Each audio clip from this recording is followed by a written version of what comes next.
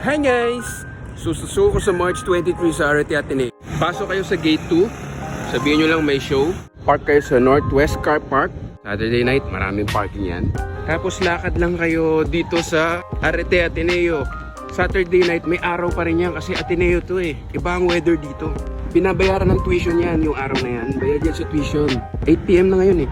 Pasok kayo dito. At ito na yung Hyundai Hall. Ayan, dito kayo papasok. Hyundai Hall. Thank you, sir. Free seating tayo. 600 seats, first come, first serve.